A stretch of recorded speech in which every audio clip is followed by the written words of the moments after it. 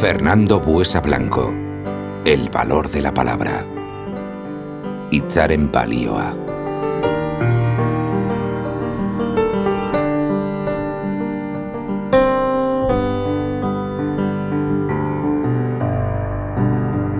Fernando Buesa murió asesinado junto al joven ertzaina que lo acompañaba, Jorge Díez Elorza, el 22 de febrero del año 2000, a consecuencia de los efectos de una bomba, mientras realizaban a pie el trayecto desde su domicilio a la sede del Partido Socialista.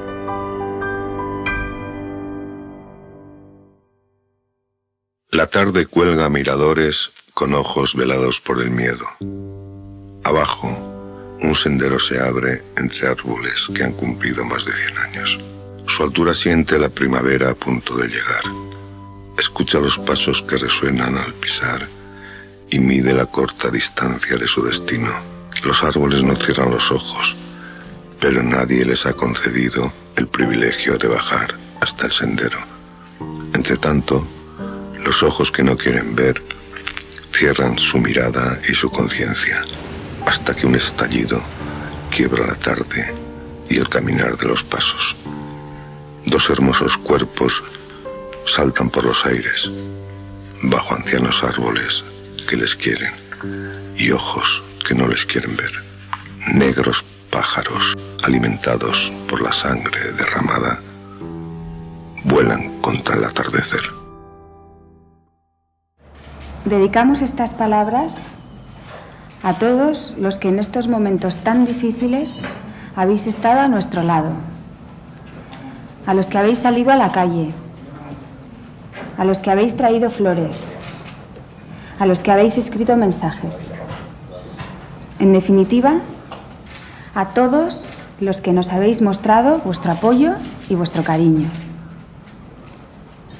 Queremos expresaros nuestro más sincero agradecimiento. Nos hemos sentido arropados por muchísima gente. No sentimos odio, ni rencor, ni mucho menos resignación. Solo tenemos una profunda tristeza y un gran vacío por la muerte de nuestro padre. No queremos compasión, ni que se utilice nuestro dolor. Como ciudadanos de este pueblo, exigimos a nuestros representantes que nos representen, que nos defiendan y que nos ayuden a construir una sociedad libre donde no quepa el miedo. Necesitamos que sepáis lo reconfortante que ha sido para nosotros todo vuestro apoyo. Es una fuerza inmensa que tenemos que saber aprovechar. Este es el espíritu que debemos hacer valer. La democracia existe, la llevamos con nosotros y en nuestras manos está cuidarla y preservarla, en especial en las nuestras, en las de los jóvenes, que construimos el futuro. El final del terrorismo es algo que nos interesa a todos y que nos debe unir. Si queremos tolerancia, respeto y libertad, tenemos que comprometernos. Merece la pena. Ya está, eso es todo lo que...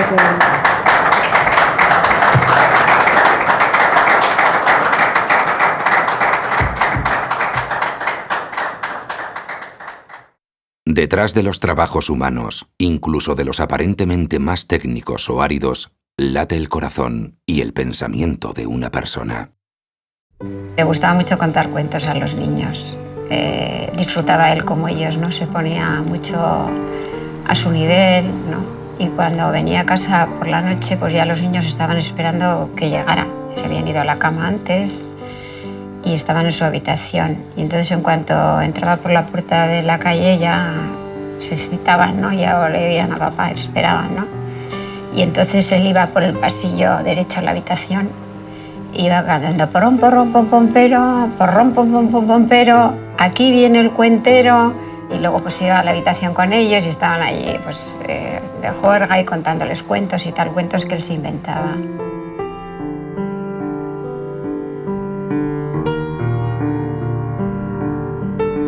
Era una persona muy controlada emocionalmente, muy paciente, muy prudente, pero en un ambiente de confianza, en un ambiente familiar y así, era muy afectivo, tenía una ternura especial. En la intimidad, Fernando era cariñoso con los suyos y disfrutaba de los viajes en una autocaravana de segunda mano por Francia, recalando muchas veces en las landas con el mar de cara. Le gustaban los puros habanos, los paseos por la ciudad y los partidos del Baskonia y del Alavés, de los que era socio. Hombre culto, su casa fue acogiendo un número siempre creciente de libros. Perdimos a un amigo, perdimos a un dirigente, perdimos a un ser humano, pero fundamentalmente perdimos a una persona que en la vida no hizo más que trabajar por los demás, dar lo mejor de su vida,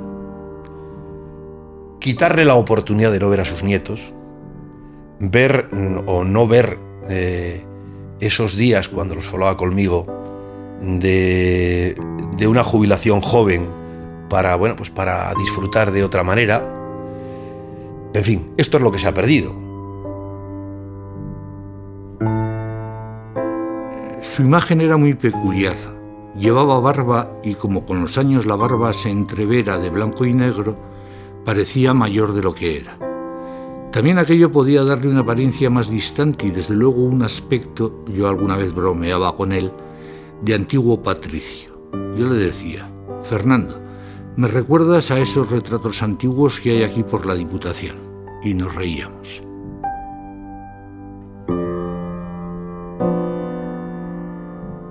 Primero, lo que dices tú, la timidez, ¿no? Pero una timidez que luego cuando ya lograbas cierta intimidad o hablar con él, pues era una persona de mucho criterio, muy tenaz en sus convicciones, pero de palabra. Fernando fue un hombre de estudio, le apasionaba la lectura y sentía interés y curiosidad por todo tipo de temas. Esto le dio una sólida formación y un pensamiento muy rico y creativo, y podía abarcar por ello muchísima gama de problemáticas dentro de su actividad política. Pero la principal motivación de su acción a lo largo de su vida fue su interés por las personas, por solucionar los problemas cotidianos de la gente, sobre todo de los más débiles o necesitados. Como político lo conocía también porque se presentó en las primeras elecciones democráticas de 1977 con Democracia Cristiana Vasca.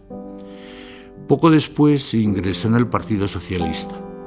A mí no me extrañó en absoluto, porque conocía sus profundas inquietudes de carácter social y sus actividades desde su época de estudiante. Su espacio natural fue la tribuna parlamentaria, donde sin perder jamás la cortesía formal, era tal la fortaleza de su discurso que la Cámara Vasca como las Juntas Generales de Álava se detenían y era escuchado en silencio respetuoso.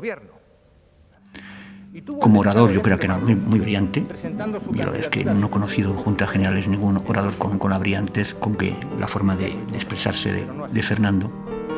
Han dicho que si el Partido Socialista no permitía... Fernando fue un hombre tenaz, inteligente, brillante y trabajador. Fernando construyó y aportó. Muchas de sus realizaciones siguen a día de hoy con nosotros. Dieron origen a servicios públicos, a cultura cívica, a cimientos morales que cobijan incluso a quienes lo asesinaron.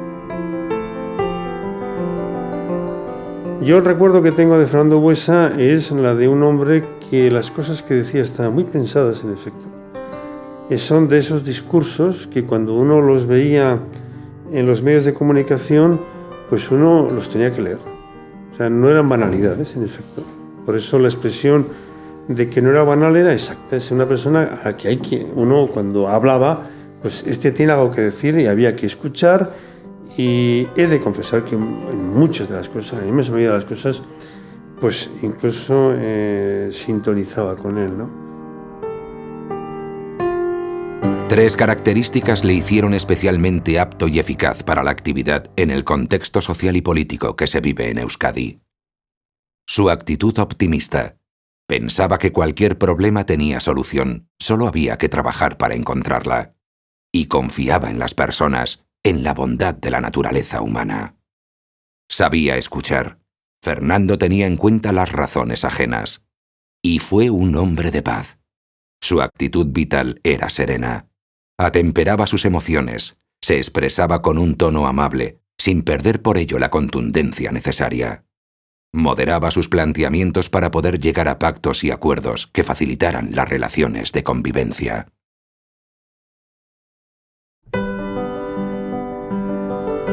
Y para mí Fernando es un referente moral, ético, en lo que yo creo que falta en la política. Lo digo sinceramente. Yo creo que en la política hay mucho oportunismo, hay mucha ambición en querer brillar como un objetivo de estatus social, y Fernando justamente era lo contrario, era la humildad, era la generosidad, fundamentalmente, porque era una persona generosa.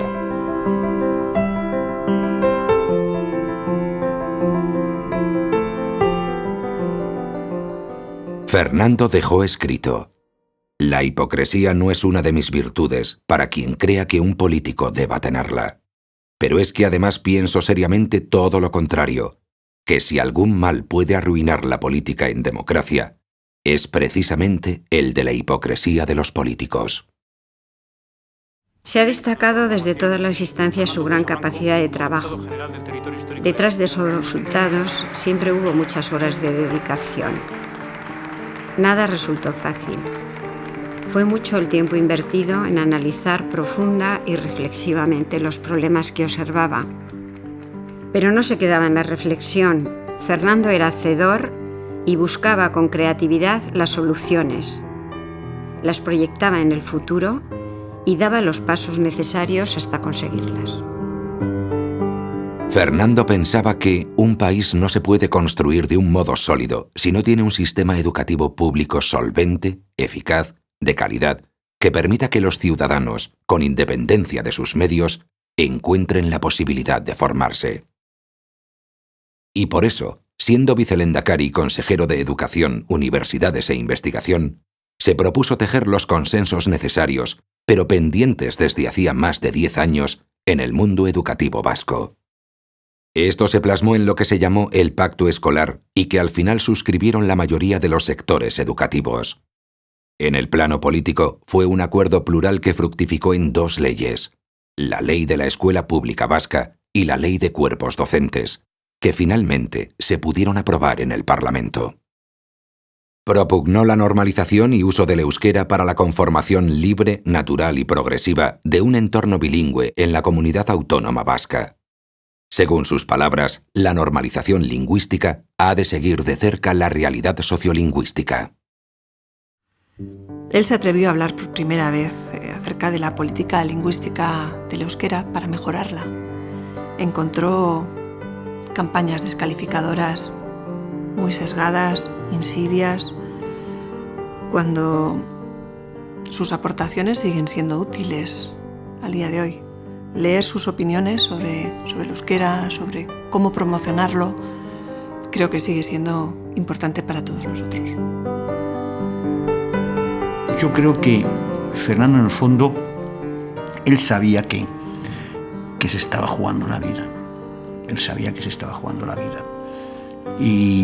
Pero él demostró en ese sentido un coraje, porque cómo defendía sus teorías, y lo hacía de forma con gran fortaleza y con gran dureza muchas veces en sus expresiones. Pero también pensamos que desde esa posición constitucional y estatutaria hay que construir país, convivencia en paz y libertad, respeto por el pluralismo social y cultural. Construir en primer lugar país. El país vasco que pensamos cuando refrendamos el estatuto.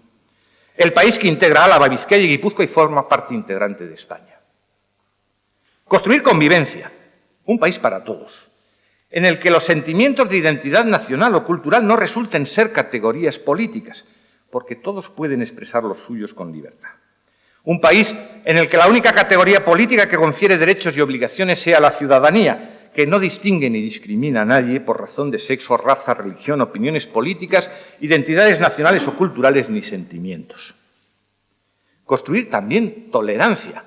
Tolerancia y respeto hacia el pluralismo social y cultural de la ciudadanía. Las personas viven de modo diferente su propia sexualidad y hemos de respetarlas y protegerlas. Los grupos sociales cultivan y expresan diferentes culturas que conviven y se entremezclan, y también hay que respetarlas y protegerlas. Las gentes tienen y profesan diferentes religiones o ninguna, se reconocen en una pluralidad de identidades, desean ser y realizarse personalmente como cada cual quiera y deben de poderlo hacer con libertad. Construir paz, pero hacerlo de la manera en que lo entiende la gente sencilla y de bien. Paz que exige renuncia a utilizar la violencia y el terrorismo como instrumentos para conseguir objetivos políticos. Paz que exige la disolución de ETA y la desaparición de la violencia callejera. Paz que requiere justicia para las víctimas inocentes de tanta barbarie. Paz que reclama reparación de los daños causados. Paz que necesita reconciliación y oportunidades de reinserción para quienes causaran víctimas y daños. Paz para la que hace falta otra política penitenciaria.